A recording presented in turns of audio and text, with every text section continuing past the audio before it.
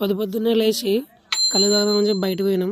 కళ్ళు తాగి వచ్చిన తర్వాత ఏదైనా చేయాలని చెప్పి ఆలోచించినాం. అయితే మామిడికాయలు దింపుదామని చెప్పి దొంగతనం చేయడానికి వెళ్ళిన మామిడికాయలు దొంగతనంకి. అండ్ మా విలేజ్ పక్కనే మామిడికాయ తోట ఉంది. చూడండి ఒక్కొక్క చెట్టుకి ఎన్ని కాయలు ఉన్నాయో. అన్నీ మనం తినే మామిడికాయలే, మంచి తీయటి మామిడికాయలే. ఎవరైనా చూసారేమో అన్న భయంతో ఇంకా ఒక 3-4 ఎక్కువ దింపినాం. ఎవరు రాలే.